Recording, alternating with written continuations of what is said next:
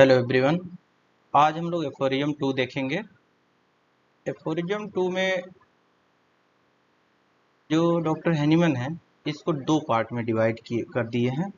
तो acute disease और chronic disease के लिए तो the highest ideal of cure is rapid gentle permanent restoration of the health और removal and annihilation of the disease in its whole extent in the shortest, most reliable and most harmless way on easily comprehensible principles.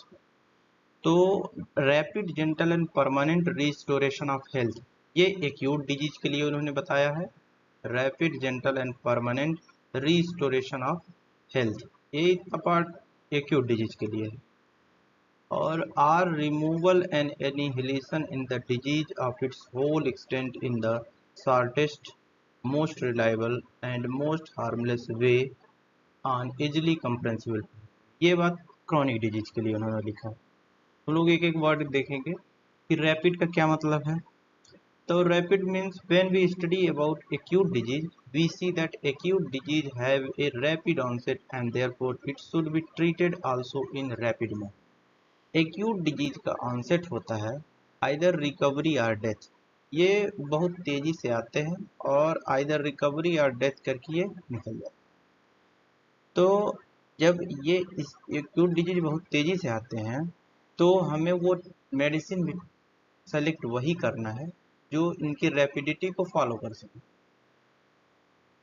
तो अगर acute disease rapid आते हैं तो medicine भी जो हम देंगे वो उस रैपिडिटी को फॉलो कर ले। मेडिसिन ऐसी होनी चाहिए।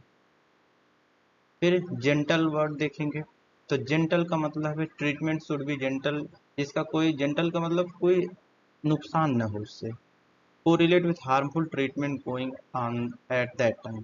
उस समय जो हार्मफुल ट्रीटमेंट हो रहे थे उसको कंपेयर करके डॉक्टर हैनीमैन ने कहा है कि ट्रीटमेंट जेंटल होना चाहिए ताकि एक परेशानी है जो पेशेंट लेके आए उससे दूसरी नहीं होनी चाहिए। Treatment should be gentle and permanent restoration of the health. Permanent restoration का मतलब है bring back to the healthy state. Bring back to the healthy state मतलब पेशेंट जिस कंडीशन में 2-4 दिन एक्यूट डिजीज 2-4 दिन पहले जिस कंडीशन में थी पेशेंट था उस कंडीशन में हमको bring back to healthy state, उसी कंडीशन में हमको ला करके खड़ा कर देना पेशेंट को। ये है परमानेंट रिस्टोरेशन ऑफ हेल्थ। अब क्रॉनिक डिजीज के लिए क्या कहा है, removal and annihilation of disease in its whole extent.